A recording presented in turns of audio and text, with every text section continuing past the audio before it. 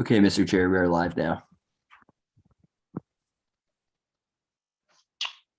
Good afternoon. I'm delighted that so many of you are with us today. This is a continuation of the AIB's work session for this summer. I'm delighted that we have such a large number of people who are interested in today's subject. We will have a number of things to discuss, but before we go into the great detail, let me take the opportunity to turn it over to Joe to see whether or not we have any of our advisory board members with us as well. And I hope, Rachel, you can identify those who are here from the board as well. Sure. Well, I'll go first. And so we have from the board, we have board member Joe Manco, Laura Stapleton, and Jennifer Lynch. And Britt Kerwin will be joining us in a while. And Joe from the advisory committee. Yeah, very good. And we have 4 advisory committee members that have registered for this meeting. And as I call your name, if you could come off of, or put your camera on so that people can see who you are. The first person represented is Linda Gronberg-Quinn, Raina Miller, David Harper, and Jaden Ferris. So thank you to the 4 of you from the advisory committee for joining us today. Well, I understand we have over 100 participants today, and we've removed the cap on the number of participants directly with us. And so I want to thank the staff for that. Let me remind you that this is a live session, and we have a number of protocols to follow. As indicated earlier, this is a continuation of an earlier work session on the subject pillar 1, and hopefully we can conclude this particular segment of it as well. Keep in mind that there may be some questions or issues or concerns we may have that may be inappropriate for us to try to resolve in a session with well over 100 people, and we may refer those to a smaller committee. If need be, we'll come back to discuss that in open session so that you have an opportunity to see and hear what the discussion resulted in and how we are trying to at least address the concerns raised by particular questions or concern. It's quite difficult for us to cover all of these subject matters, 5 pillars in the open sessions that we have today, but we hopefully will have you involved in some form of capacity as we go forward. Our effort is to have maximum participation, to have transparency, so that you can see how we will address these things and have an opportunity to know how we will develop the comprehensive plan that will come as a result of the discussions that we will have today. It is a development process.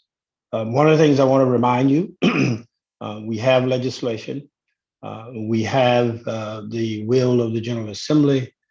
We have the input from a large number of people over the last 2 or 3 years as to the blueprint. It is not my intent to go back to relitigate the blueprint.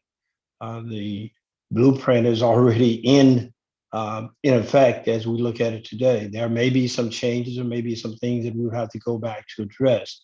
But the intent is not to start to address those things and relitigate it today. But there will be a very strong burden to overcome if we decide to make a change or adjustments.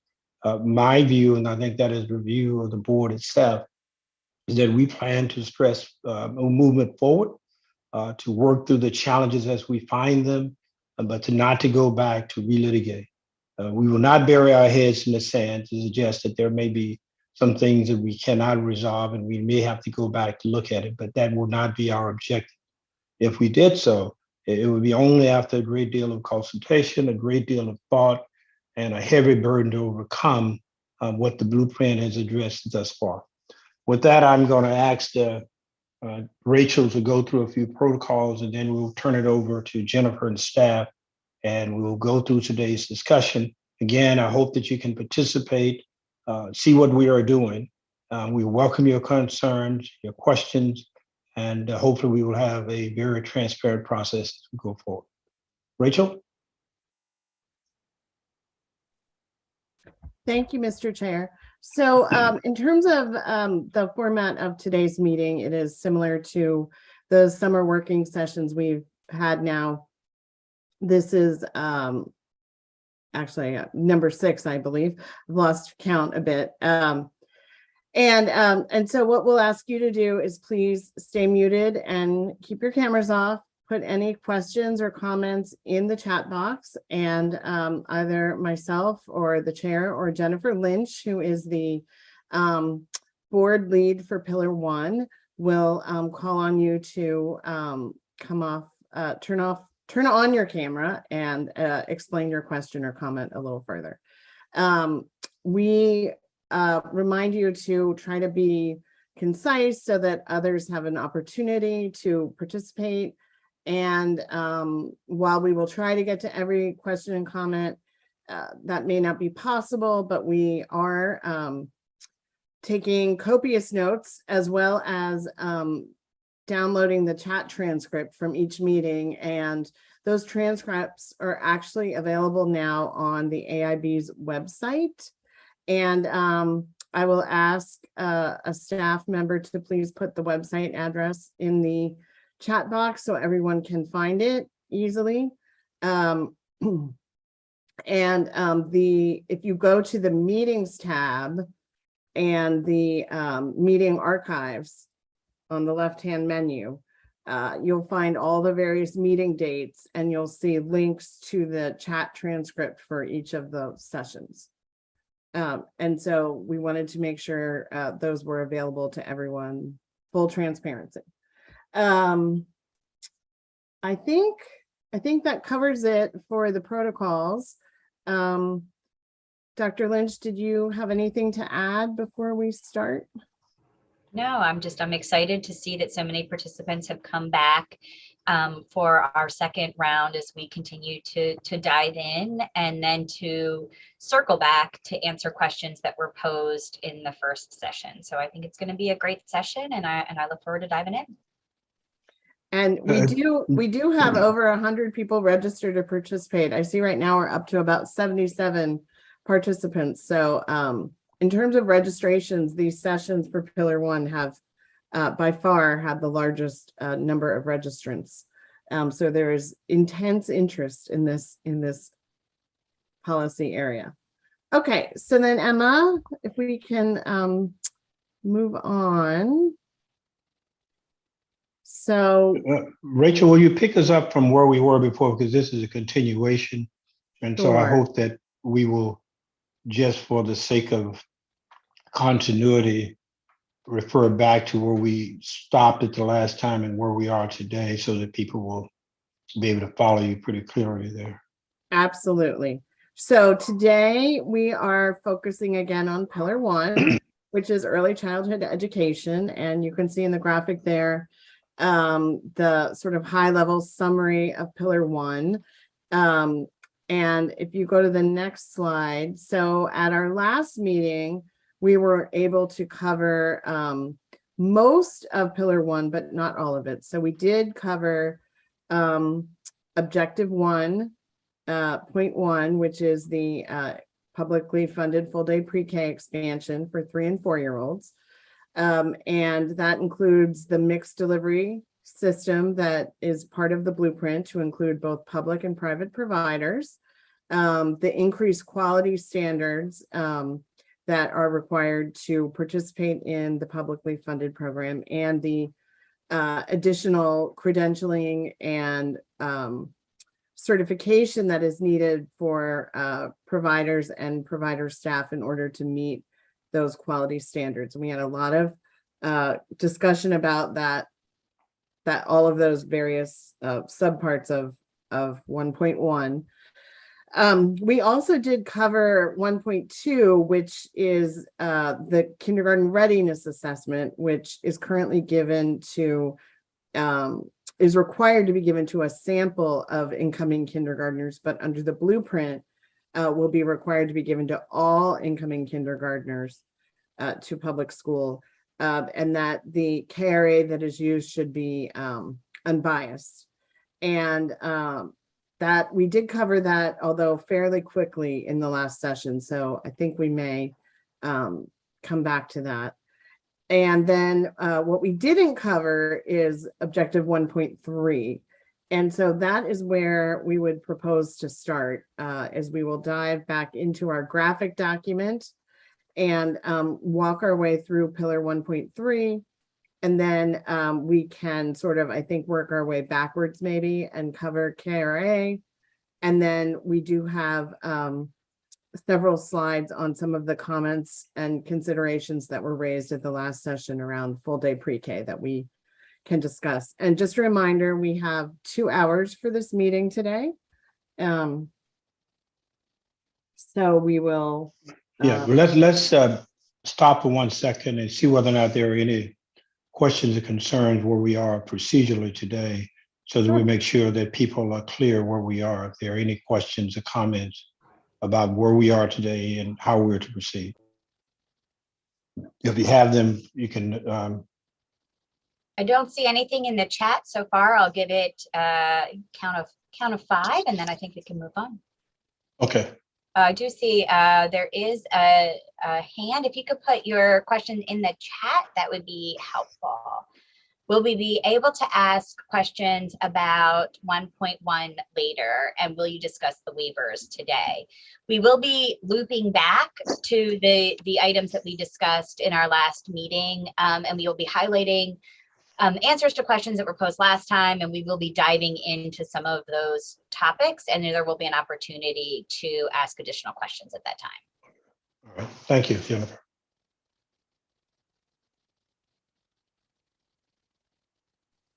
All right. And it says, There's what another is question there? Yeah. the other question that just came in? It says, what is meant by an unbiased kinder assessment? I think we're going to sort of dive into some of that. So I think, why don't we go ahead and just get started, and then we can start to raise those questions once you've done a brief overview.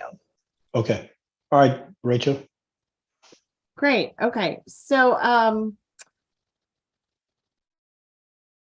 on your screen there, we have our what we call our pillar 1 graphic for pillar 1 objective 3, which is expand family supports for early childhood supports. And I'm going to just look over at my other screen because that's a little too small for me. But everyone, all of the materials are posted on the General Assembly website and also on the AIB's website now. So you are able to go ahead and download all those materials. So if you need it to be a little bigger like I do, you can do that. Okay, so just a reminder of the format here. So we've got pillar 1, objective 3, expand family supports, and then below that is 1.3.1, which is the first task under this objective. And that is to create 30 new family support centers, which are now called PADI centers, by fiscal 29. And then to the right, you see the dates, the years across the grid. And in fiscal 29, you see that there is a star in fiscal 29, which indicates that that is a deadline or a date that is in the blueprint law itself. And then the line indicates that it's being implemented in all of those years back to fiscal 22. And the back arrow actually means that funding started prior to fiscal 22 to meet this task. So there has been funding in the budget from the Blueprint for Maryland's Future Fund to support increasing the number of PADI centers each year since fiscal 21, I believe. And so in 1.3.1a, which the A indicates a subtask. So we've got task is creating 30 new centers by fiscal 29, and then the first subtask is mandating the funding for those PADI centers in the budget. So the governor is required to appropriate $330,000 for each PADI center. And these centers are focused on providing services and connections to services to young families with young children to improve parenting skills, and promote child development and growth. And then the next subtask B is that the Maryland State Department of Education will select the location of the new Patty centers around the state. And then in subtask C, the state shall provide funding for 3 additional Patty centers each year. And so the funding mandate began in fiscal 22, but the governor actually did appropriate funding starting in fiscal 21 to support additional Patty centers. So we're a little ahead of schedule in terms of the funding and opening some new Patty centers. And so that, again, the star is in 22 indicating the requirement is in the law in fiscal 22, and then the mandate ends in fiscal 29. Just to be clear, the funding doesn't end in fiscal 29, so we probably should put a line and arrow beyond the stars, because the annual funding is ongoing, because obviously you have to support the centers once they're opened around the state. Rachel, there's a question in the chat that asks, is there criteria around placement? And so for the person who asked that question, I think I would like clarity of placement for children or placement for centers. So if you want to go ahead and unmute yourself and clarify your question, that would be helpful. The placement for the centers. Okay. So Denny is asking whether there are any criteria for that. There are not in the law. There are no criteria are specified in the law. So it is up to the State Department of Education, but I'm sure they have some criteria. So if there's someone from MSDE who could speak to that. And I would also add that we can certainly, even though there aren't criteria in the law, there could be criteria that are part of the comprehensive plan in terms of, making sure that they're located geographically around the state, some sort of coordination with of Judy Centers. That's something that was discussed during when the legislature was considering the legislation. So there's certainly room to provide for or ask for, if not criteria, ask MSD how they are going to select the locations. Is there anyone from MSDE, Stephen, or someone on your staff that could speak to this? Hi, Rachel. Mike Hirschenfeld here. Hi, Mike. So the Patty centers, something's happening to my screen, have historically been kind of administrated through the Maryland Family Network. And that is the organization that we grant the funds to, and they establish these centers, and we work with them. I can't speak, unfortunately, to any specific criteria that are utilized, but I can seek out that information since those are considered sub-grantees of Maryland Family Network. And So Mike, don't go anywhere, because there's actually another question about can the Patty Centers provide services for family care programs promoting child growth and development, since they provide programs in a family setting. So I don't know if you just want to talk a little bit about what a Patty Center does provide. I can't accurately answer that question, but I can get a response from the Early Childhood Education Office around those pieces. But yeah, and those have existed prior to this as well, prior to Blueprint. Perhaps there's someone from the Maryland Family Network who could provide some more context here.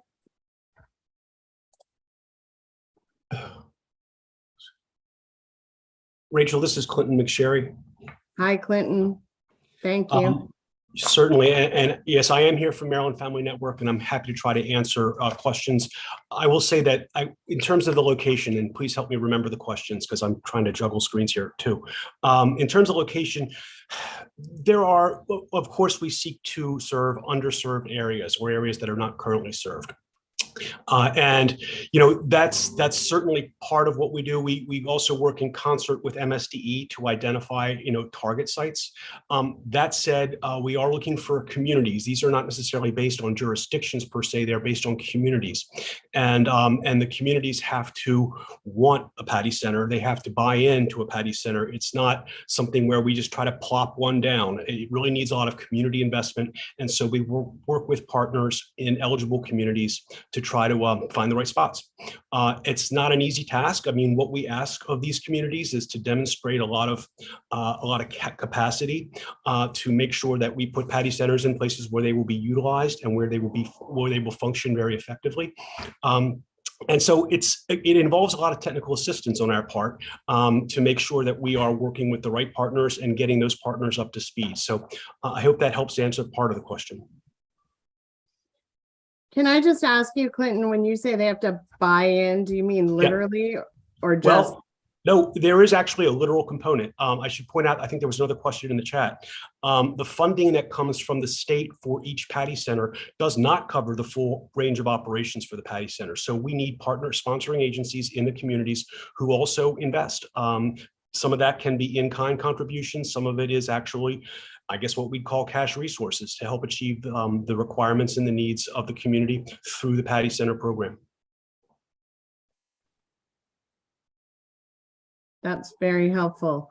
Another question is whether there are any, what sort of measurable outcomes or metrics are looked at that are expected as a result of families using services at PADI centers? There is a very long list of measurable outcomes that we utilize. I can certainly get that to you, Rachel, or anybody else on the staff. That would be great. Yeah, I wouldn't want to begin to list those now. And then there is a question about who PADI is. PADI is Britt Kerwin's late wife, Patricia Kerwin, who was an early childhood educator herself. And so the legislature decided to rename the family support centers to be PADI centers, which is sort of parallel to the Judy Centers, so the PADI centers are more in the 0 to 3 space. And the Judy Centers are more in the 3 to 5-year-old, 6-year-old space.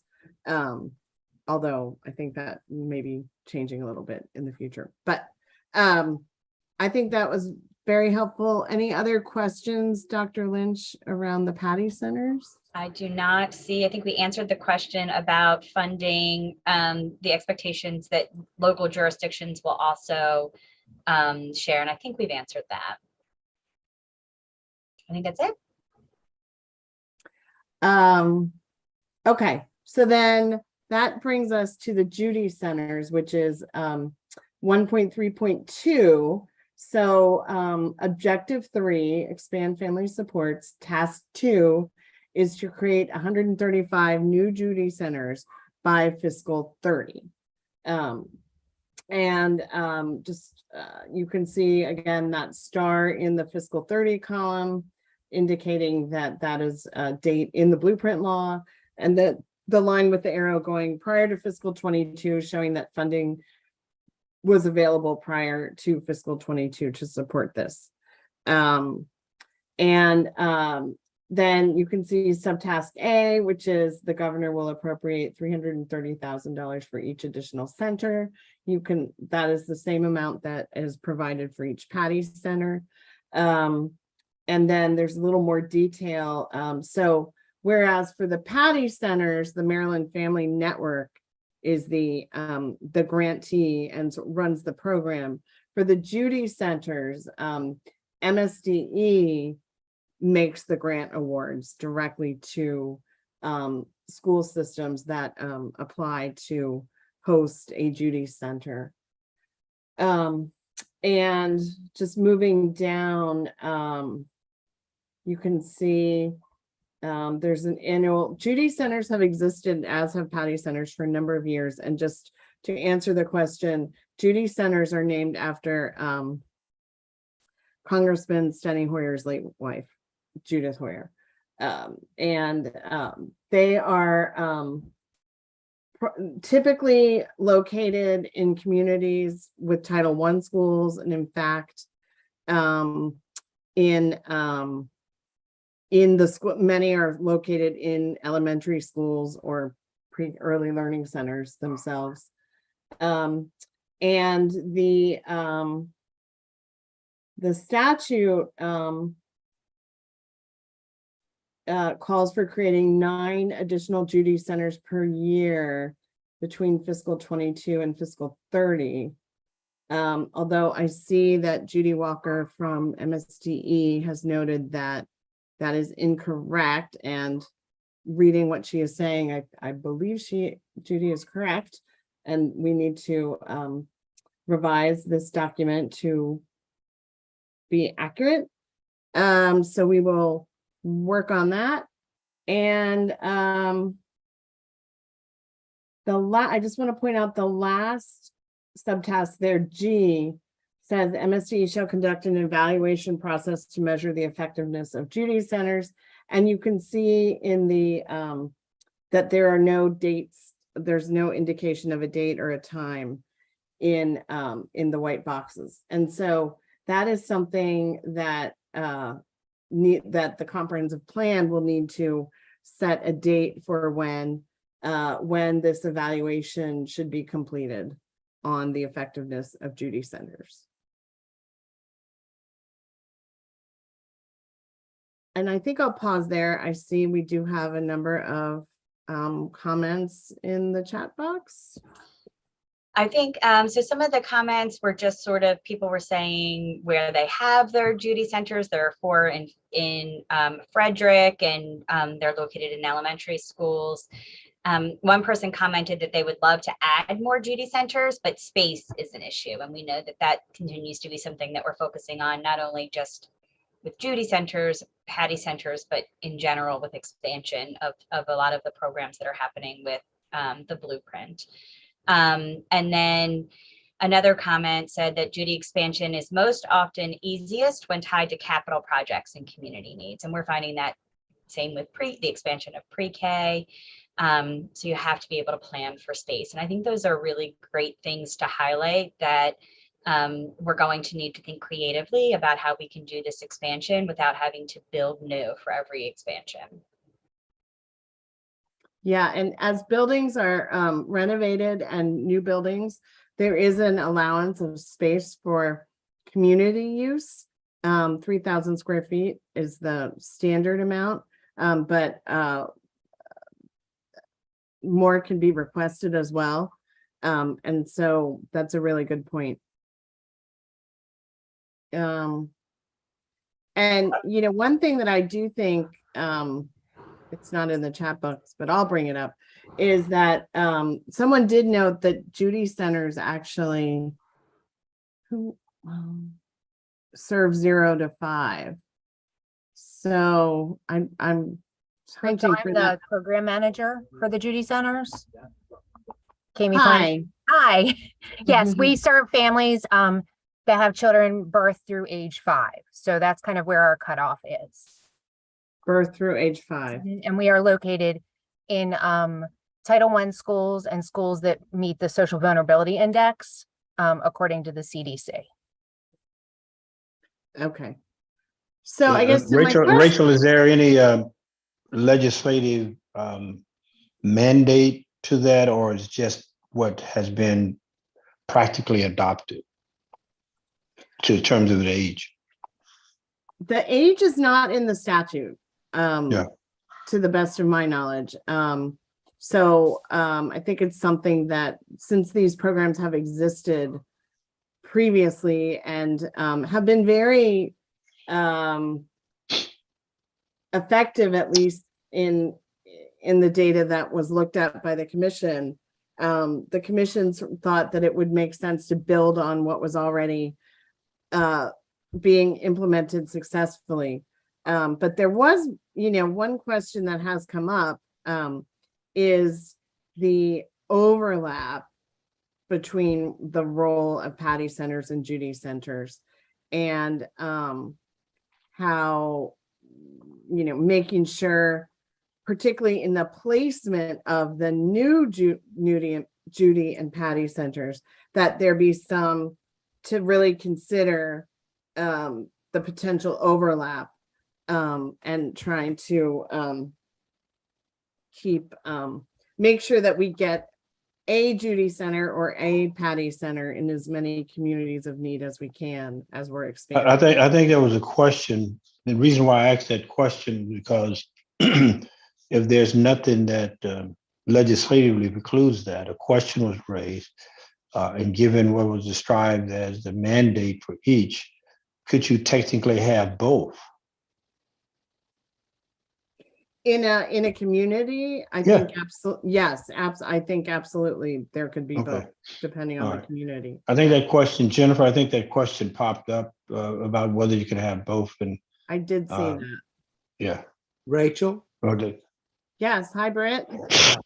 apologies for being a little late. I mean, one thing, there is overlap, but there are very distinctive functions. For example, and maybe this already came up, and if so, I apologize, but the Patty centers actually work with mothers in prenatal and postnatal about child rearing and nutrition and development, et cetera, something that isn't part of the mission of the Judy Center. So there are different focuses, but there are areas of overlap. Maybe that already came up, Rachel. I'm sorry. Yeah. Okay. No, that was helpful. Thank you. Well, All right, and thank you. I think, Dr. Kerwin, there was a question earlier about social emotional training for illegal centers, and how are we supporting those students? And I believe part of what the Judy Centers can do is they can help centers become trained and help them move through the Excels program. So, the idea is really providing that community support to make sure that all daycares and all home centers are high quality. Yeah. There is another question about how districts are allocating their 3,000 square foot for community use and asking for increased state funding for more community space. And I think those things are not specifically outlined in the blueprint, but I think that those are things that for us to keep in consideration, to increase and acknowledge how community schools will also need increased space. How are we utilizing those spaces collaboratively? Yes, and I know that school systems can ask for additional space for community use as they go through the planning process with the IAC. But that's something we can sort of keep on our radar for future discussions. All right, any further questions before we move on? All right. Hi, I'm sorry. Can I just jump in real quick? And I just need a little bit of clarification on what you said with regards to the illegal daycares. I mean, as we probably, I don't know how familiar you all are, a lot of these women do tend to be illiterate or monolingual and not speaking in English. So that's where we create a lot of the kids are maybe not as prepared coming in to pre-K as they should be.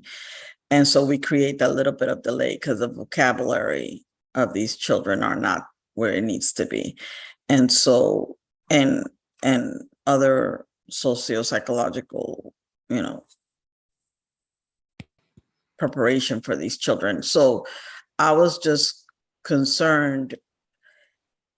You said that you would work with these centers to become legalized, but what if the person is not documented or such?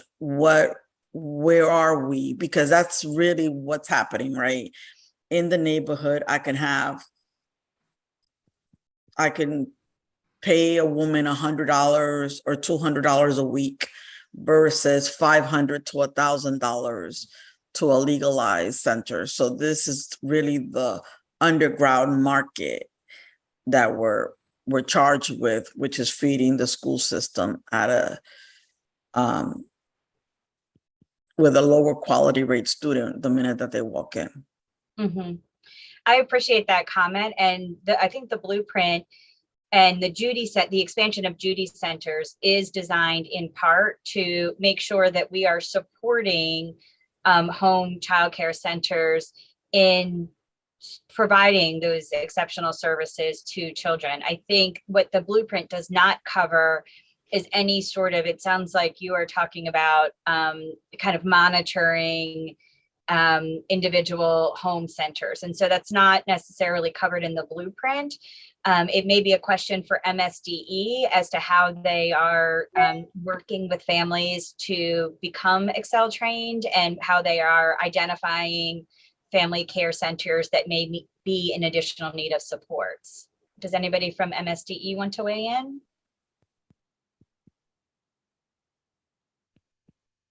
And I just see a notice here who says illegal centers should be reported to the licensing region of the Office of Child Care for MSDE. And then they will work with illegal care to become licensed.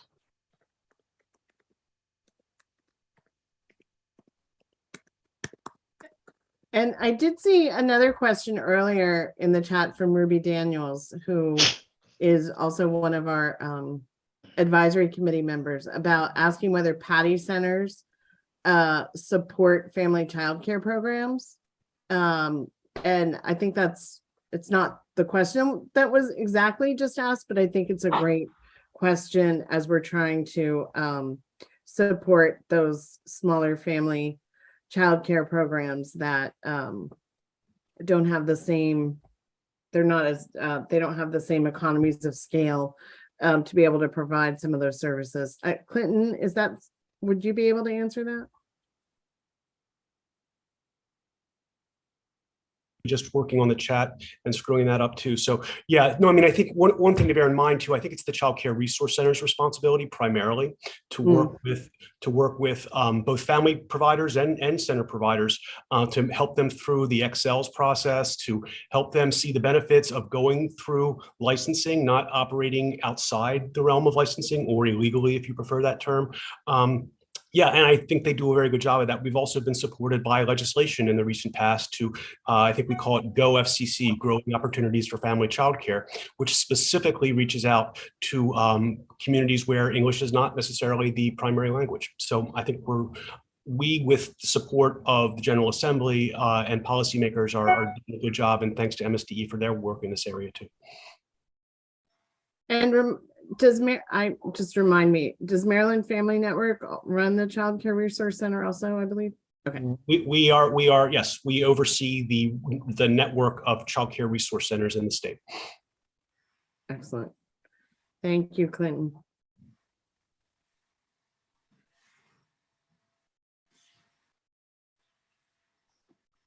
So I think we could move on.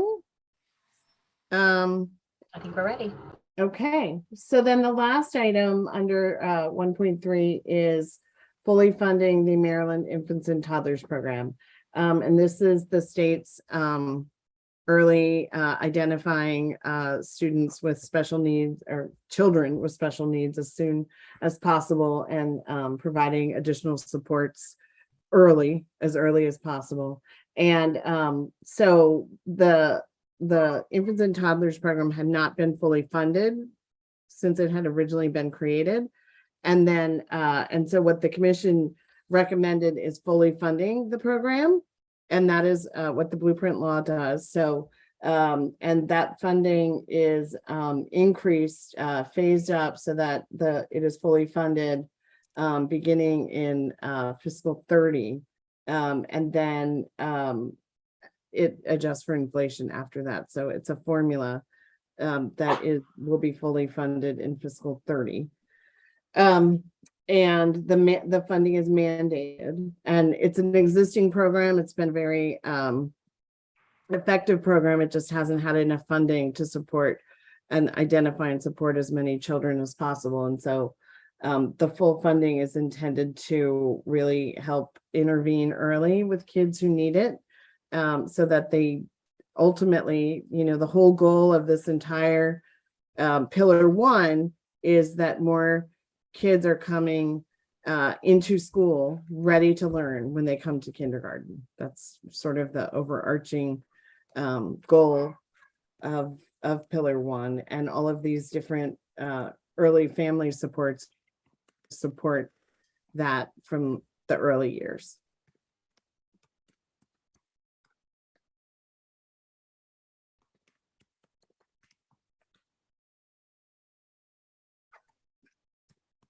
So if we don't have any questions or Sorry. comments about infants and toddlers, I don't see any. No? Okay. Rachel, there's a question that I had.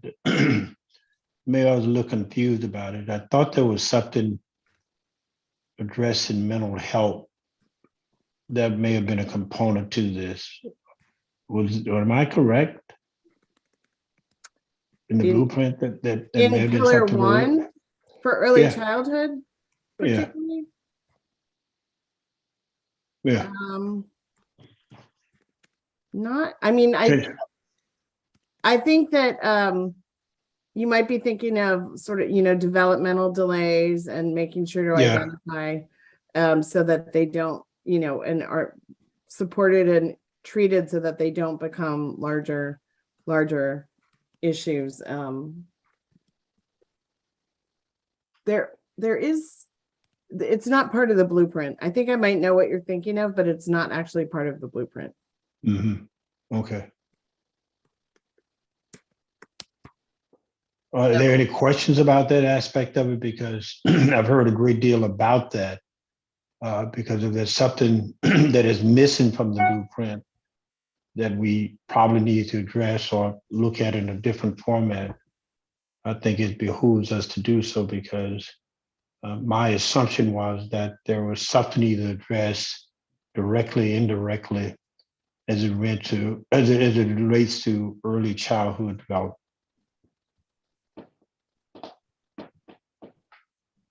I mean, I definitely think that's part of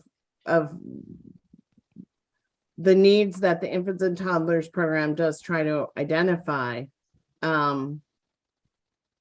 Yeah. Clinton is saying mental health and well-being is embedded in the infants and toddlers program.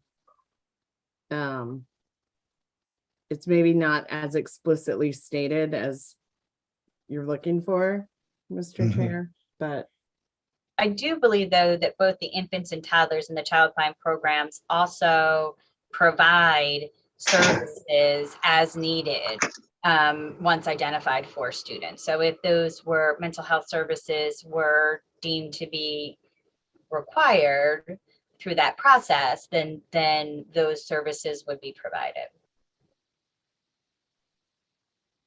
Is anyone on from the program that we could address that more thoroughly?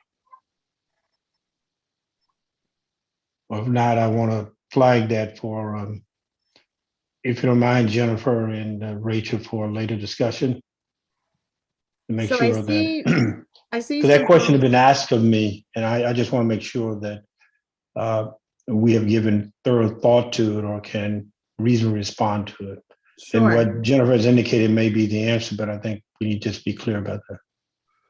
There is some answers in the chat from Rachel London, who said social emotional development is explicitly part of early intervention services provided through the infants and toddler program if needed. And then Amy Wallstrom said mental and behavioral health, social emotional learning components are an essential mission of the aspects of the Patty and Judy Centers and infants and toddlers as well.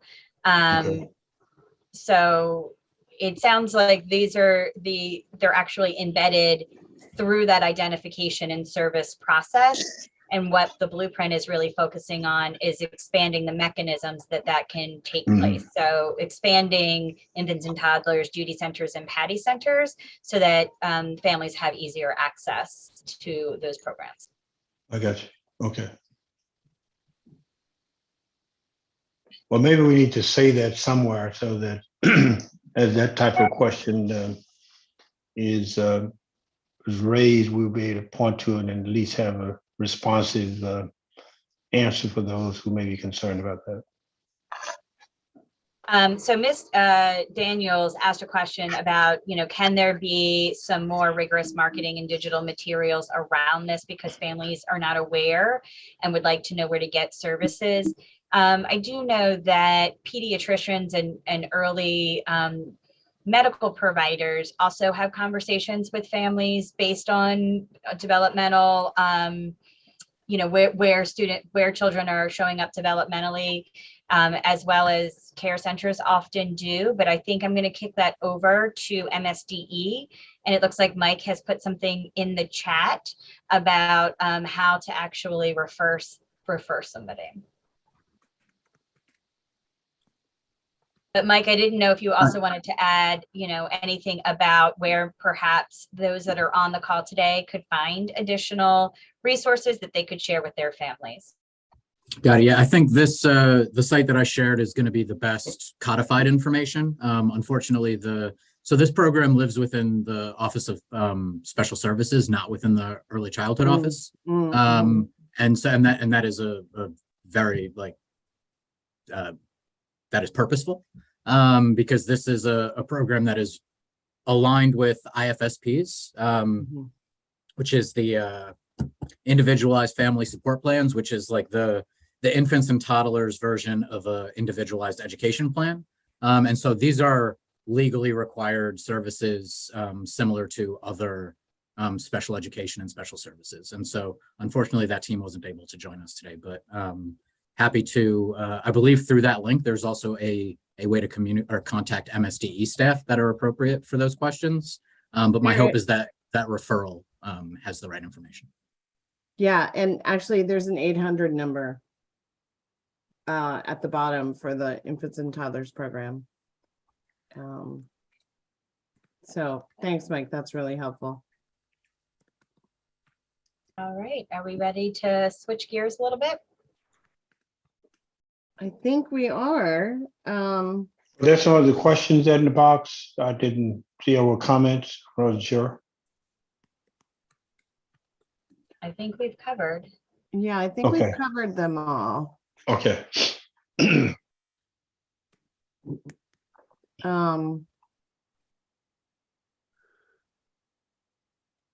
Okay. So do you want to, we can either talk about the KRA and go through briefly objective 2 on the grid, or we could go to the slides. Do you have a preference? There Are was you a asking- question at the beginning when we first opened it up. Somebody asked what an unbiased kindergarten readiness assessment was. That was at the top of our hour. So we can certainly take a couple minutes just to talk about that. Okay, that sounds great. So Emma has scrolled to that section of the graphic here. And so objective 2 under pillar 1 deals with the kindergarten readiness assessment. And this is the assessment that the state uses to determine how ready, whether incoming kindergartners are ready and how ready they are for kindergarten and for school. And the blueprint, again, the KRA has existed for a number of years prior to the Kerwin Commission and the blueprint.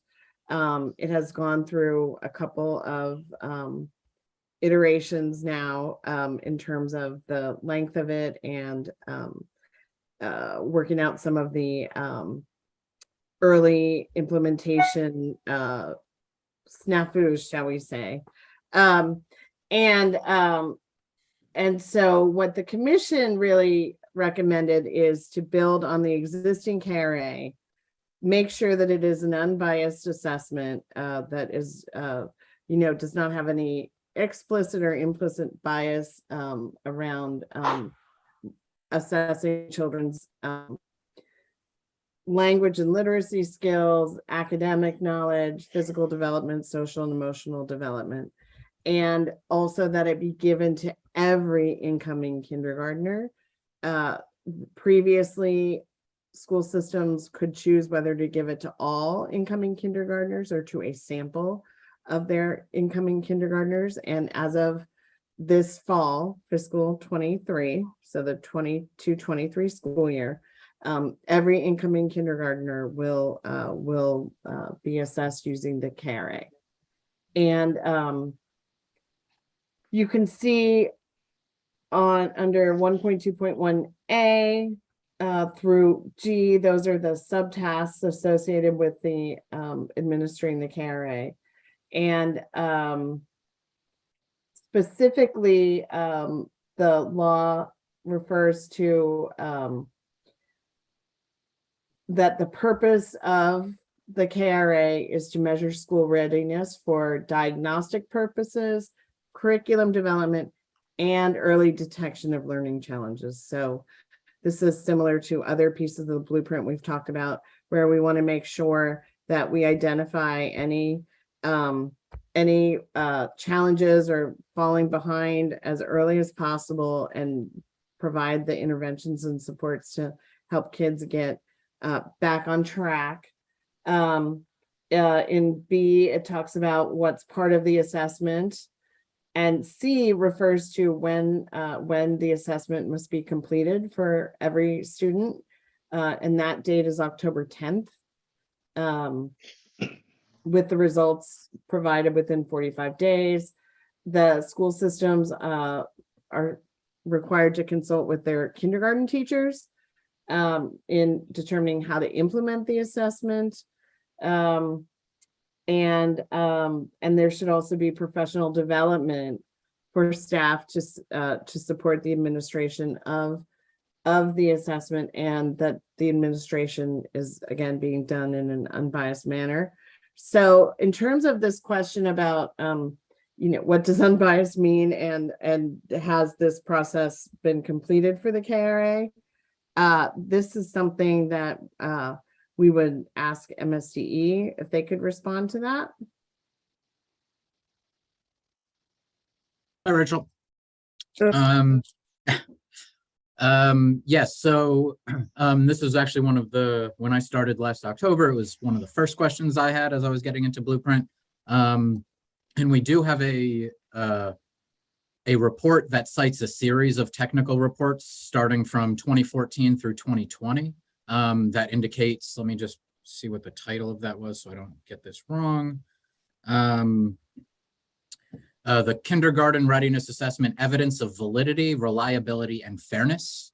And so this was something that was done prior to the implementation of Blueprint, and it does cite, we are using this, this is the evidence of having completed that part of the legislation.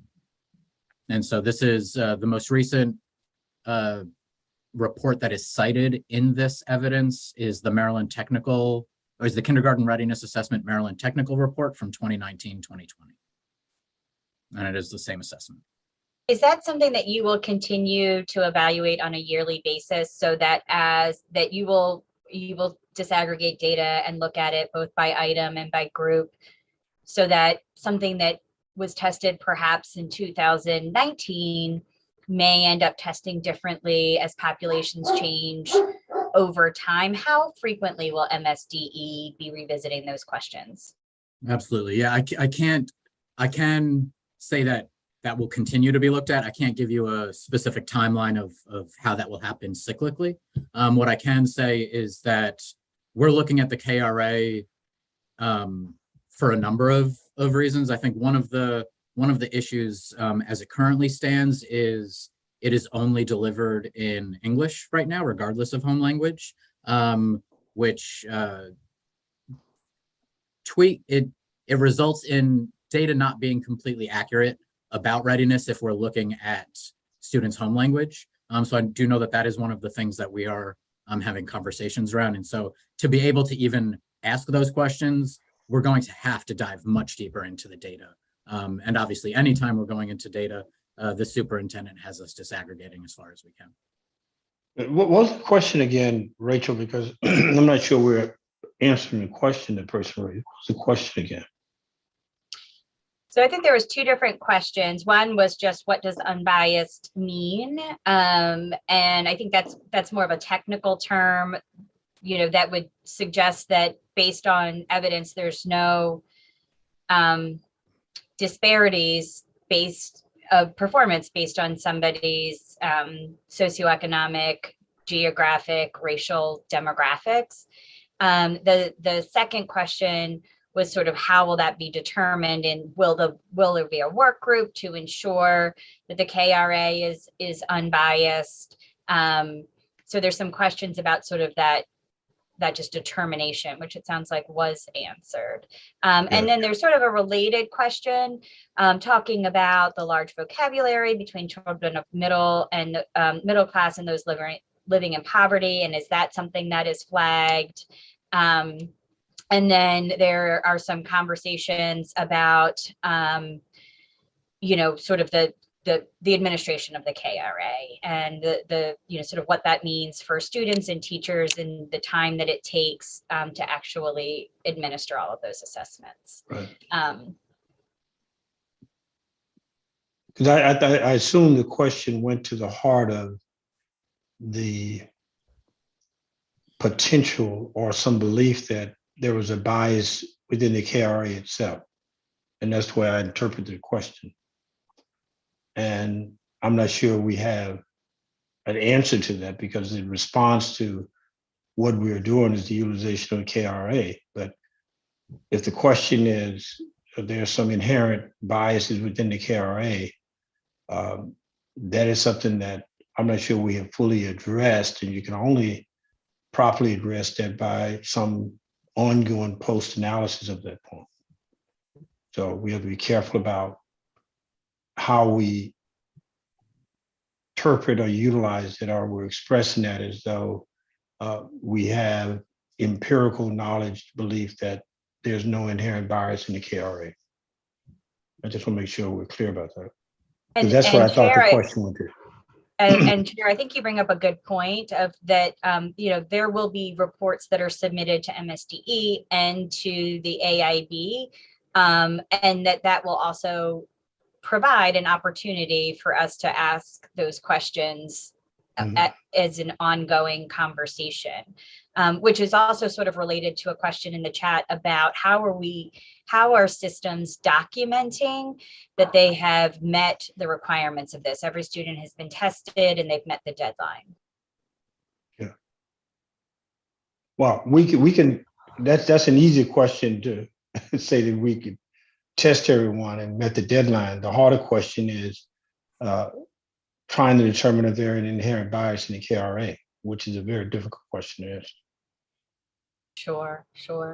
I don't know, does MSDE want to answer the question about the deadlines? And then there's also a related question just about the time that it takes. And the question is, what will the blueprint do to make that process manageable? And I think MSDE is probably the better person to, the better entity to answer the question of KRA specific questions.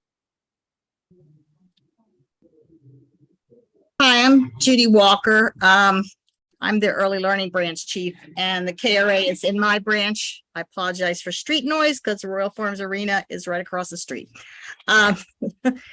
But we have all the data is entered into an online system. And so we're able to track all of the data as it's being entered. The system closes down at midnight on October 10th. And schools, we work closely with school systems and with the early childhood offices to be sure all of the data is entered and complete by October 10th. We then go through a very intense data cleanup, looking for errors and make sure nothing is missing from the data. Does that help answer that question? I think so. And I guess, Dr. Sergo, does that answer your question? Yes, it does. And I see Leslie place something in the chat as well. So we'll figure out where it should sit best internally. And I think to that point, I was just going to bring that up, that at least in Frederick County, the KRA is handled by the early childhood department. I'm not sure if that is something that is consistent across the state or if that is an LEA decision to be made. And again, I think that's probably a question for MSD. It's an LEA decision, but to my knowledge, although early childhood offices are probably working hand in hand with their assessment offices, their data managers, their local accountability coordinators, but typically the early childhood supervisors are given the main responsibility for overseeing the administration of the assessment. And sort of just to stay right here, there's a question just about the length of time that it takes and the disruption to actually administer the KRA, which has traditionally been administered with a smaller sample. So now that every student will need to be given the test, how will MSDE be supporting LEAs and teachers in getting that done?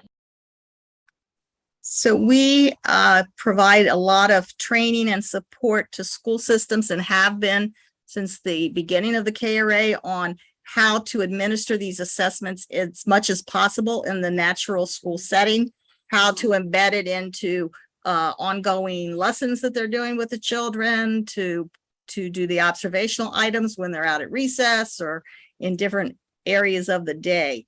It's not intended to be a sit down with the child one-on-one and administer the entire assessment from beginning to end. It's something that we try to support teachers to show them ways to make it more time efficient, but yet collect it in a natural way from children. We don't want them sitting and asking children questions. That's not really appropriate for a 5-year-old. And the majority of our school systems moved away from sample over the years. And last year, we only had 3 school systems still administering a sample. So the other school systems have been learning how to manage the time and help teachers administer it without it being a huge time burden. If there's some questions in the chat, so hang with me for a second. One of my questions is, when that information is uploaded into the system, is there a timestamp in some way that identifies how long it is taking to administer this? And then sort of a related question is do LEAs have the ability to move this assessment prior to the start of school year as part of an enrollment process or a summer orientation process, or must it be completed after the school year begins? It's not required to administer. We actually open up the system, the platform, in the beginning of August. So it could be administered before school starts because school systems all have different start dates. I will say from experience that in a couple situations where some school systems tried to administer it before school started, you have the issue of you don't have access to all of the children. They may not even all be enrolled yet. And then you're having these children, typically when they tried it, they're bringing in people to sit with children and have parents bring them in before school starts to sit with a stranger in a strange room and ask them questions. And they found that wasn't giving them the most valid information because the children are not comfortable in that kind of situation. So it's got its ups and downs to trying to do it before school starts. Thank you so much for that. Is there any possible way that you could put anything like a link or something in the chat for LEAs or for individual teachers who are looking for a little professional development on how to embed the KRA in their daily learning process? Is there a way that they could reach out and receive technical assistance? So all of that is in the system, and every kindergarten teacher is provided with an account. The account has professional development and support resources in it. They have access to. Every school system has to do at least a refresher training for teachers who've administered it prior. And any teacher who's new to the system goes through a pretty intensive training and takes a simulator and takes a content assessment to be sure they really understand the assessment and how it's to be used. But all those resources they already have access to within their account in the system. Thanks so much. Mm-hmm. Are there any other questions that are KRA related in terms of what is the expectations of the blueprint? Comment to make, not necessarily a question. My name is Brianna Holmes. I'm the Senior Manager for Early Childhood Assessment Programs at Johns Hopkins. So I just wanted to kind of piggyback off of what Judy was saying and to address one of the questions about testing. There are support, a KRA proctor module for teachers or support professionals in the schools to help assist with administering the KRA.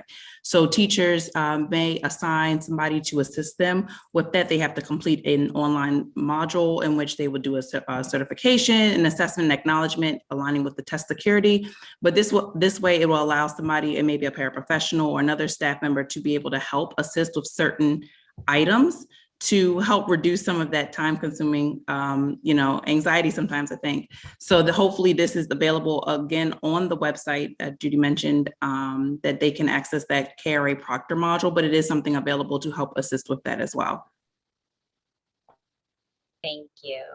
There's a new question in the chat about considering an earlier assessment for pre-K as we're moving towards universal pre-K. That is not included in the blueprint. Am I correct, Rachel? And so that would be something that is not mandated in the blueprint. That is correct. It is not part of the blueprint, although the state has been working on an early learning assessment that would potentially come before kindergarten and also in grades 1 and 2. I'm sure Judy could speak to that more. We currently have an early learning assessment that has been in place for several years that is part of the same system that the kindergarten readiness assessment is built into. Currently, that assessment begins at 36 months to 72 months, and that is available at no charge to school systems as well as any childcare, Head Start providers. We have a number of them throughout the state who are also currently using that assessment, and we are also in work of taking it back to begin at birth and add that birth up to 36-month part to the assessment. So that will be completed in the near future. But we already do have an assessment for people to use. Thank you so much. Could I just ask Brianna, since we have you here, has Johns Hopkins done any work looking at potential bias in the KRA? Yes, so we partnered with WestEd prior to do a bias review that was done. We've also been working with Judy and her team to also look at potential, I know there were some conversations about the translation and just the overall assessment of that. So that is something that we are working on to look at and to continue to review. But a bias assessment bias review was done, and cultural sensitivity review was done initially with our partners, WestEd. Can you just talk a second about the difference between a cultural sensitivity and a bias assessment? That I don't want to kind of get into too much detail. That is a little bit out of my realm in terms of what that looks like specifically from WestEd's standpoint or how that review was done. So I don't want to answer that. But I do know that that is something that we have done, and we are continuing to look into that as well. And that is the report that Mike Hirschenfeld was referring to, that he was saying the is 2019-2020 report. So yes. Could somebody share a link to that report in the chat or email it to me? The AIB, we can share it. Yes, we'll do that. Thank you.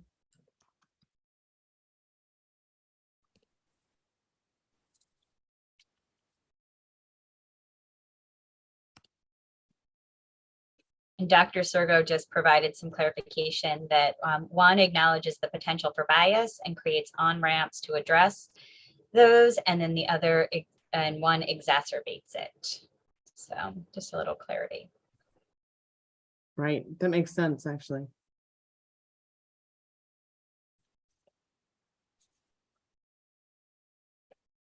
Okay, I think we have exhausted our questions on this topic. Excellent.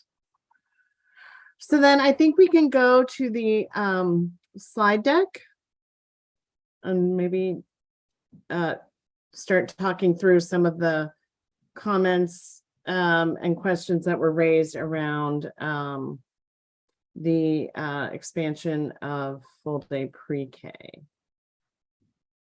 So there were a number of comments and questions at the last session, and we've tried to sort of synthesize them into some key questions and then key considerations for implementation. So here we have, there were a number of questions that kind of relate to really how to encourage private providers to participate in this new mixed delivery system. That's the question number 2. And sort of part of that is how to support existing providers to meet the higher quality standards while also continuing to operate and function operate their business and be functional. That's question number 1. And I think some of that revolves around particularly the additional upskilling that is needed for staff. And that includes the certified early childhood teacher and also the teaching assistant with a child development associate credential.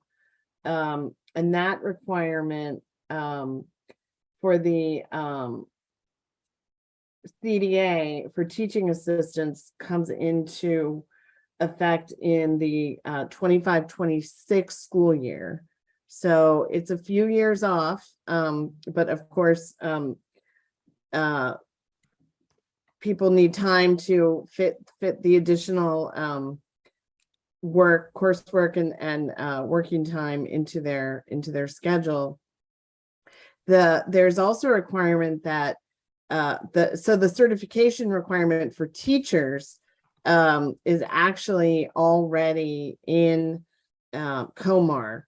And so while in the blueprint law, it seems as if that requirement doesn't come into play until the 25-26 school year, it's already a requirement for participating in the Excels program at a certain level. And so that requirement is already in place. And we did have a very specific question in number 4, or well, 3. Number 3 asked if there can be more time for providers to meet the new quality standard. So I just explained that requirement comes into play in the 25-26 school year. So I think at this point we would want to monitor the experience and the number of teaching assistants who do go earn the higher credential in the next few years, and look at the number of teaching assistants who are not pursuing that yet, and trying to provide different pathways or approaches, flexibility to help the existing staff upskill and meet the quality standard.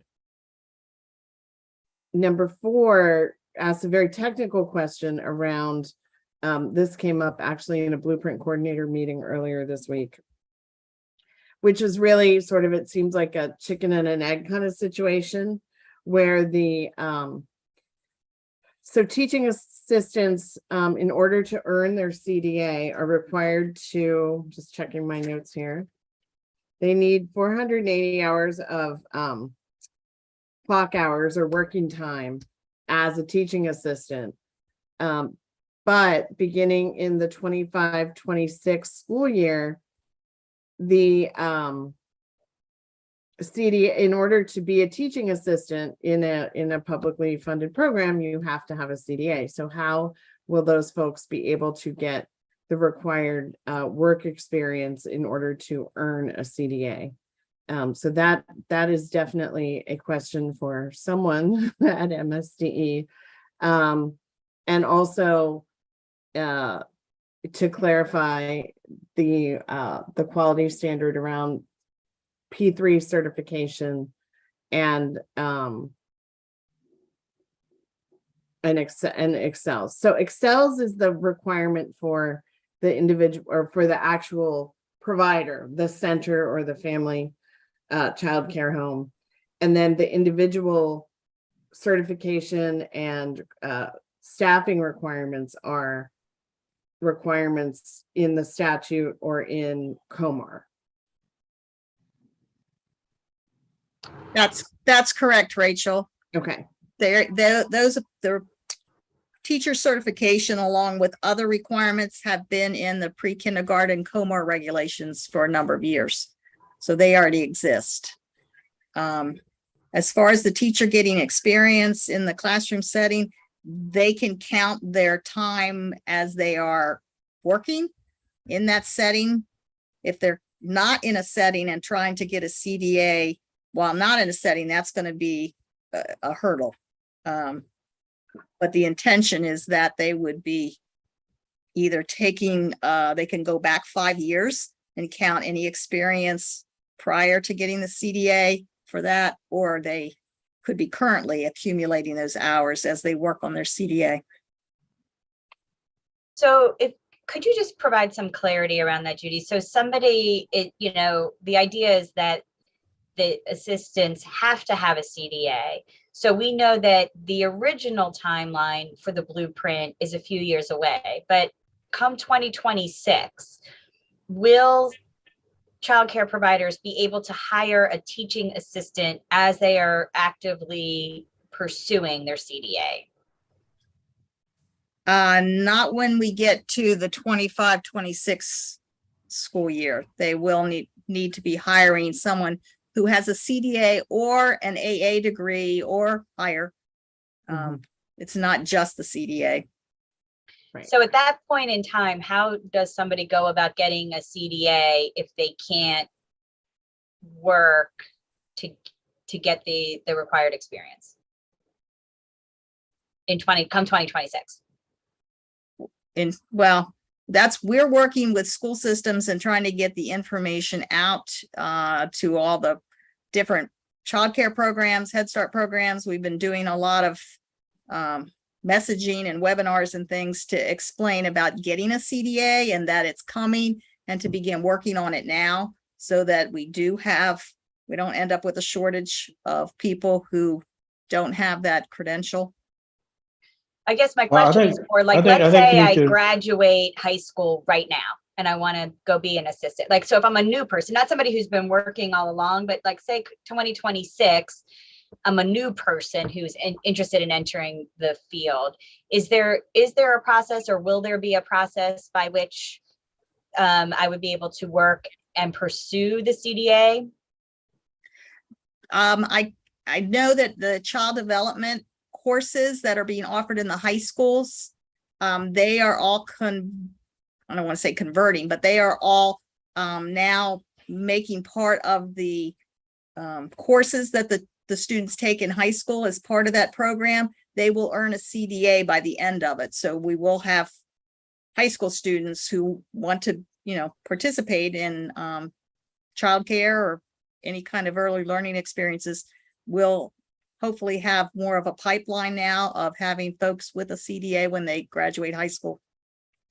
Let's, Jennifer, can we come back to that question in a smaller session? Because Jennifer, you've outlined a real concern here, because the current process assumed that we would have adequate numbers by 25-26, and therefore we will not be in a need for additional personnel. And if we are, we're going to have to find a way in which to answer the question that you just described.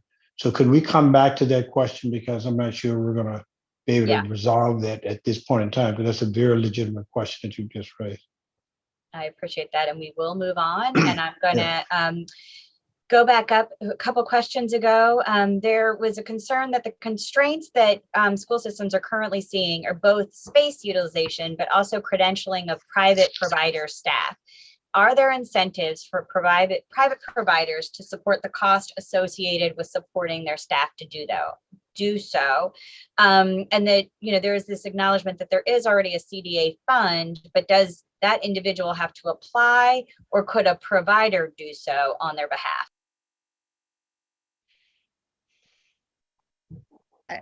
We do have two different pathways currently. We are providing financial assistance to the school systems to help them cover the cost of their assistants who would like to earn a CDA. The Workforce Advancement Branch here, they already have a pathway for folks to earn CDAs, and they get that paid for.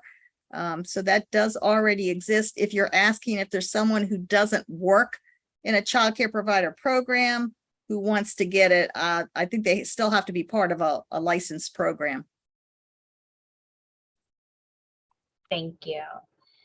Rachel asked the question, is there something that can be done to ensure the intent of the language to expand pre-K slots to children with disabilities, regardless of income, is met, and that the state includes those children in pre-K funding formula? And I know that's something that we've discussed previously. Rachel, I don't know if you want to speak to that. Sure. So just to clarify, another Rachel London is asking the question around children with disabilities. And so the blueprint law does specify that priority be given in the full day pre-K expansion to what are referred to as tier 1 children. So these are children from families with incomes up to 300% of the federal poverty level. And then also it lists a number of other priorities, including children with disabilities, regardless of income, homeless children. I don't have the whole list right in front of me, but the language is, I can get it. Children who English is not their primary home language. Right. Thank you. And I think might be another one. And so that is in the statute as a priority for the pre-K slots, but tier 1 children, homeless youth and children. Yeah, that's the whole list. Okay. And so the issue is that the way that the pre-K, full day pre-K formula is written, for the first 3 years of the funding, it only counts children who are tier 1 children in that funding formula. So they are not the children with disabilities who do not meet the income limitation of up to 300% of federal poverty level, or any other student who was enrolled under the other categories of homeless youth, although they're more likely to meet that income requirement regardless, and then children where English is not the primary language spoken at home. They can still be served by the program, but the program would not receive the per student funding formula for those students. And I believe this was an oversight when the language around priorities was specified in the law. The funding formula itself wasn't updated to reflect the priority. And so the funding formula was really very much tied to the phase in of the pre-K slots, starting first with the low income up to 300% of poverty, and then for the tier 1 children, and then tier 2 children, which are the sliding scale between 300 and 600%. And then beyond that, families above 600% would be paying the full price. So the funding formula was very much tied to that phase in as proposed by the commission, and does not incorporate the priorities that were program priorities that were provided for in the statute. But particularly around children with disabilities, there was a lot of discussion both in the commission and in the legislature about wanting to incentivize providers to enroll children with disabilities, both public and private providers. So I think that is probably something that may require potentially a technical correction to ensure that children who are enrolled, who meet the priority language in the statute, so all of those categories would receive the per pupil funding for the full day pre-K. There are related questions in the chat about, just sort of how that communication is happening. One was around how are we sharing out P3 information to providers who are interested. And the other is sending out further clarification for LEAs on expanding special education services for full day preschool. So that's something that I'm just going to highlight for MSDE, that it sounds like a lot of our community members are looking for a little bit more sort of outreach in both of those areas. Leslie from Frederick County asks a question. So what is the response to the oversight? Will it go back to the legislature? And Leslie, I'm going to ask you to unmute and just explain your question, please. Hi, thanks. I'm just curious, as you said, that wasn't part of the funding formula, the students with IEPs or ELs. How does that get remedied? Because that is something that we were looking at in our plan for rolling out Blueprint. We have hundreds of students that have IEPs that we currently serve in half-day programs because we have the staffing to meet their needs. If we suddenly have to offer increase those to full days, that's going to become a funding issue. So I'm just curious. You said that may have been an oversight, or Rachel said that may have been. So I'm just curious what that next step looks like to kind of remedy that. So what I said is that the legislature made a priority for the program as the pre-K expansion is being implemented to give a priority to the tier 1 students, the students with disabilities regardless of income, the English language learners essentially, and then homeless youth. And so the disconnect is that if those students are enrolled and they don't meet the tier 1 eligibility requirement in the first 3 years of the funding formula, they are not going to receive funding for those students. So clearly that's not going to, you can't expect providers to enroll students that they're not going to receive funding for. So I think it will be up to the AIB to decide whether they want to pursue this, but it could be a recommendation to the legislature to make a technical correction to align the funding formula parameters with the program priorities that the legislature set in the law. But so if that were to occur, the adjustment in the language would happen in the 23 legislative session, and the funding would most likely not be retroactive. So beginning in fiscal 24, potentially those funds could be provided.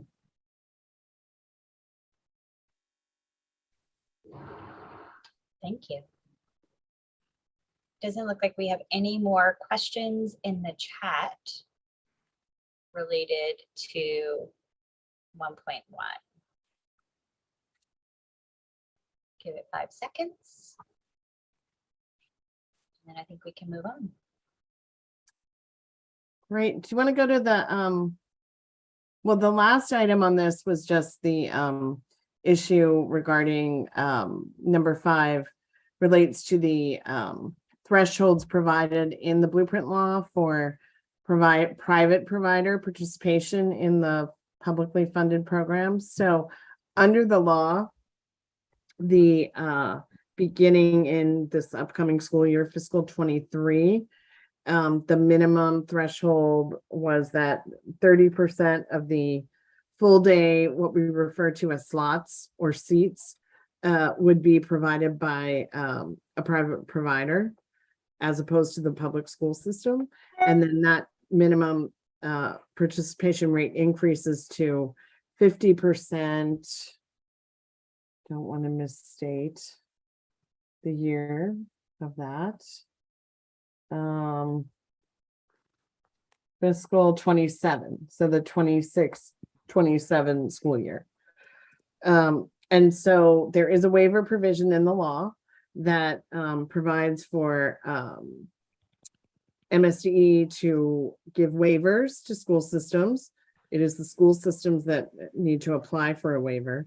And they can give a waiver to a school system if they are not able to meet that threshold because there are not enough providers participating in the program.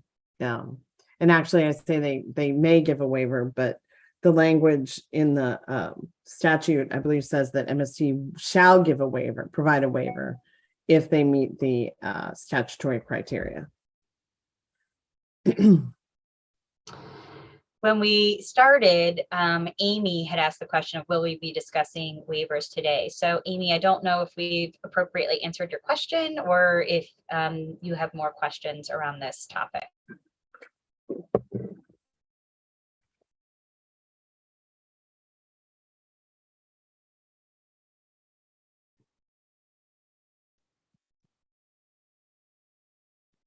I don't know if Amy's still with us.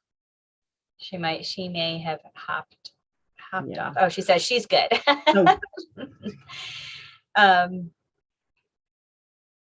Okay, then if we can go to the next slide. These are some additional considerations as full day pre-K expansion is being implemented. And so one that was raised is the need to create alternative pathways to help, here it says childcare providers, but I think also childcare staff to meet the certification and credentialing requirements. And at the last meeting, MSDE talked about some of the alternative pathways that they are in discussions with, I believe, community colleges, and I think also Coppin State around, I know one was on trying to create a fully online program. And Stephen, I think you made those comments, and I think I saw that you were able to join us now. Is there any more you could say on what other alternative pathways are under consideration or could be helpful?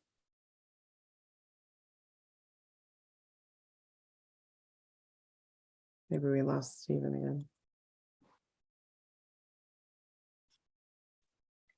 Rachel, I can add Montgomery College is the one that is, I think, is about ready now. They had different requirements they were still trying to submit documentation for, but my understanding was they were ready to approve Montgomery College to start offering their online program.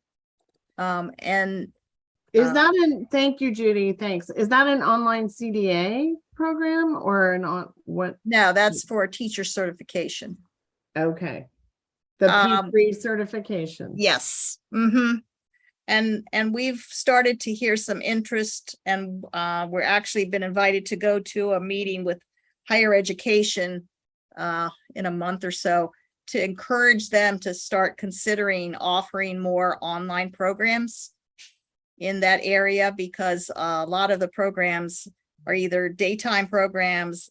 We only have Notre Dame and Bowie State that offer evening weekend programs that folks who are working during the day in the childcare programs could take advantage of those. But it's still pretty limited. And again, is that just for teacher certification? Yes, Not, okay, okay. yes. We offer us, the CDA program is being coordinated through Maryland Family Network. So they're helping coordinate that for childcare providers. Okay. And I think I've seen mention that Anne Arundel Community College offers a program as well. There may be one or two others, but that's the only one I know of. And around, and just to clarify, is that for the CDA? Yes, that one's for the CDA.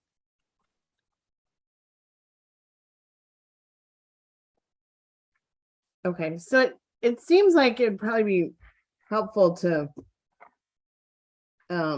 as a first step, maybe sort of just making sure that we have an inventory of the programs that are currently being offered and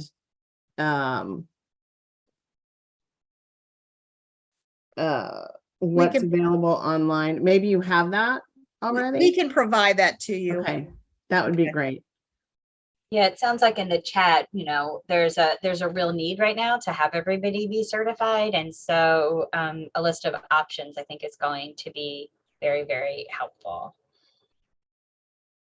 And they said Coppin State has one. So people are definitely interested in looking for that. And to create it says we are, Janine said we are considering starting a cohort for those seeking CDAs with support, like most systems do for nationally board certified teachers, which I think the additional support is always helpful. Earlier in the chat, there was a question of, do we have any data around how many private providers are currently supporting the expansion of full day pre-K right now? As of this year, we have 29 private providers who are participating this year in the program. So that's by program number, not by slots, number of children.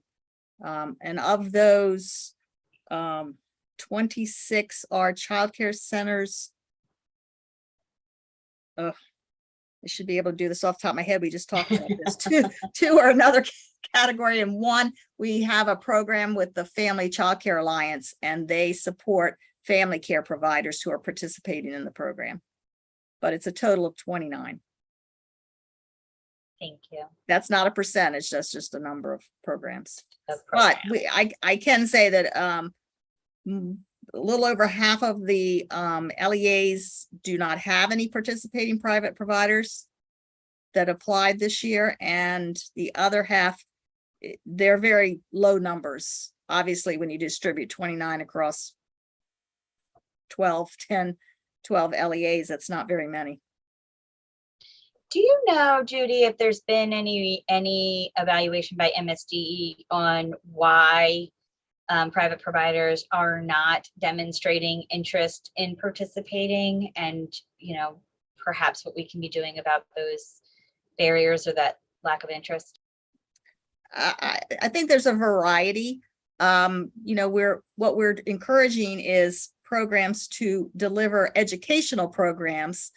And so that requires a certified teacher and of course the assistant, the Excels rating, there's a lot of pieces that they have to meet. And we did actually 22 different webinars and TA sessions since last fall to the wide community to explain the program and what the requirements are and what would you need to do. We've put the information out there, so we're trying to get that out. We had on one call, 1,700 people participate. So definitely there's interest.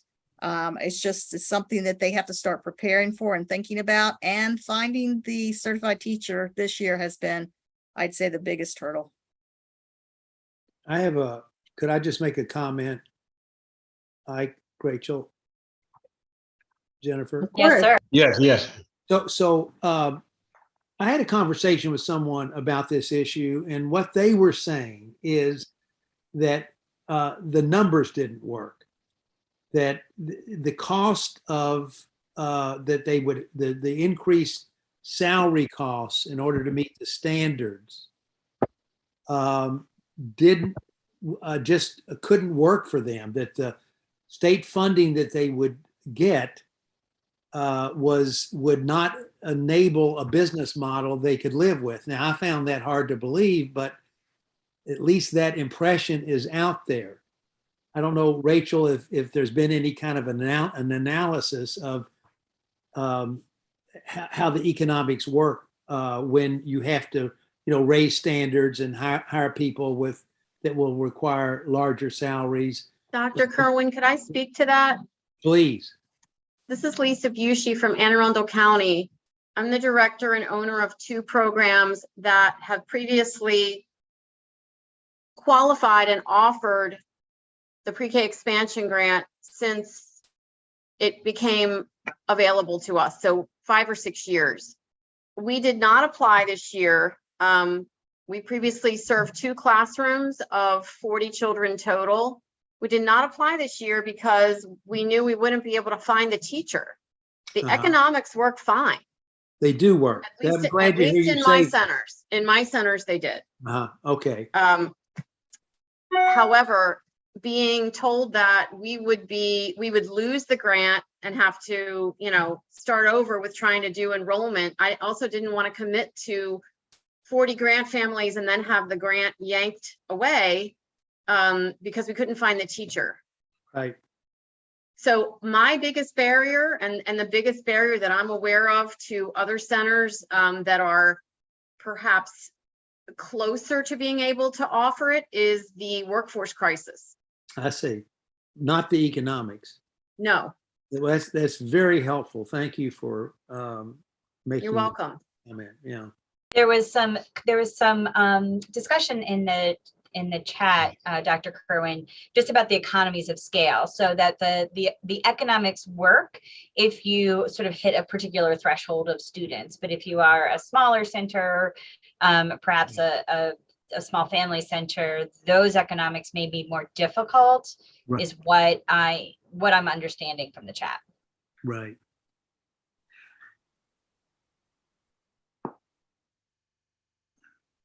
Is that it, Britt? Yeah, that was helpful. Okay. Thank you. Okay.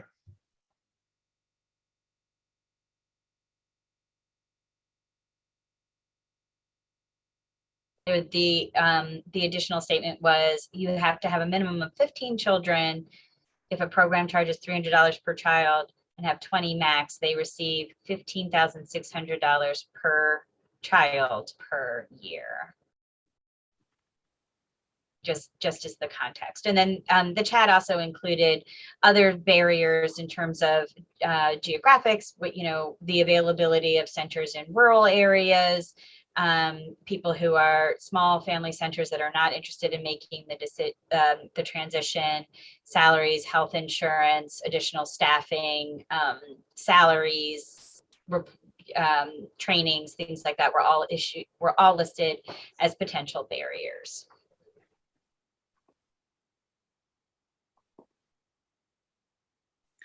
Well, this is certainly an issue we're going to have to work together to find some solutions to, because we need the private providers. We can't get there without them. Correct. Absolutely.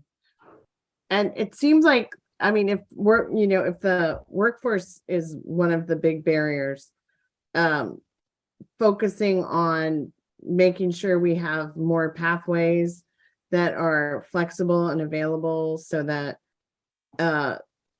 folks who are currently working as teachers or teaching assistants are able to get the necessary certification or credentials so that the program is qualified to participate in the program.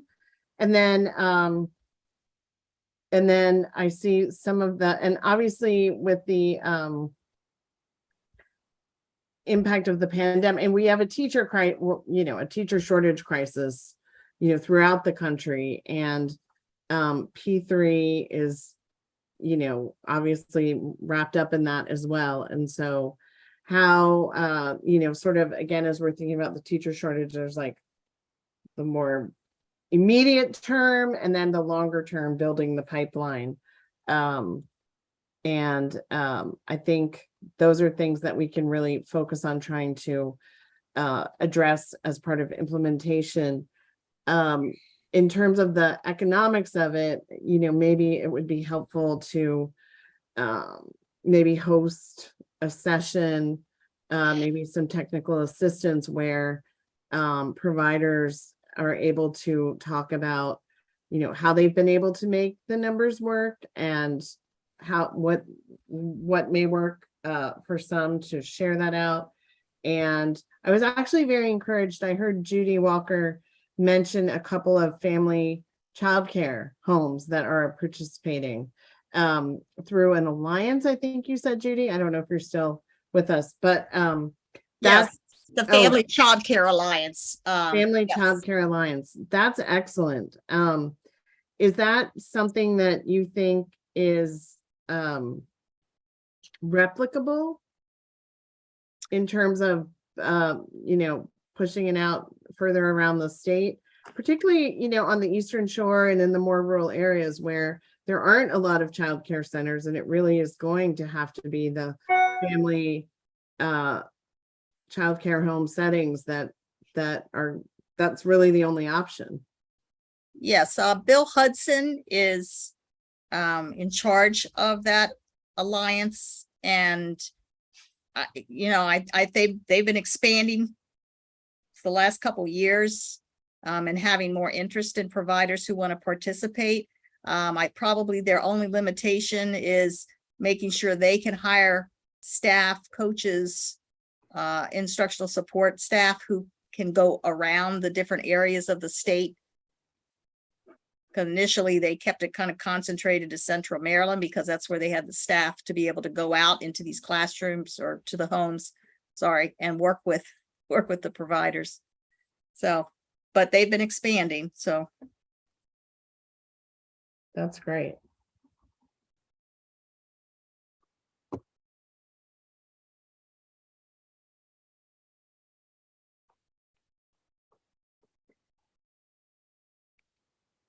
So there's just a quick clarity question about P3IAs. Do they need a CDA, associates, or 4-year degree? So Rachel, I don't know if you want to take it just a second to kind of explain the CDA and associates versus a 4-year degree. So the teaching assistants need either so right now, I believe that the requirement is a high school diploma. Under the blueprint, they would need to have either this child development associate credential, or which includes both course time and working time. Judy Walker explained that the working time can, and Judy, correct me if I restate this incorrectly, you can use working time from the previous 5 years as you're trying to earn your CDA. And then, or the other option is an associate's degree, which is an academic degree that requires, I'm assuming, 60 credits, like the typical associate's degree.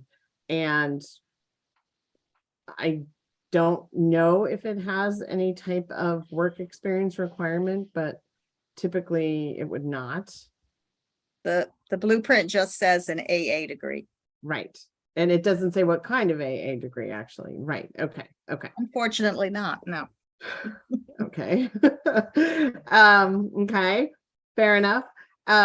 And then, so that's for the teaching assistants. Then for a teacher in a 3-year-old or 4-year-old classroom would need to be certified in P3, in early childhood education. And so they would need their bachelor's degree plus meet the certification requirements. Yes. Okay. I see this reference to P3. Oh, P3, pre-K through 3rd grade certification. Okay. We are sort of coming to the end of our time together. Is there anything else that we definitely want to make sure that we are sharing for the good of the group before our time comes to a close today?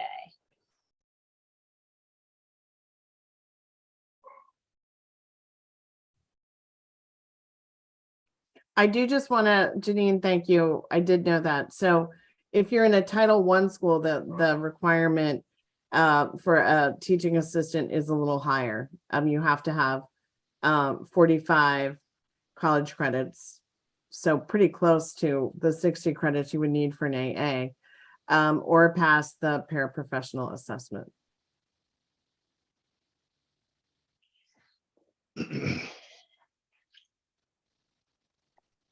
Okay, Any further questions on that? I think we've covered them all. Okay. Was there a question going back to the early part that we raised earlier? I wasn't sure whether or not we completed that question, Jennifer. At the very beginning, someone raised a question and Yeah, you somebody had indicated asked that you about probably. waivers, and we answered the question about waivers, and then there was a question about unbiased. The early ones were about unbiased KRAs and waivers. I think we have adequately covered those. If anybody else has any other questions in the chat that you want to throw into the chat, feel free. Yeah.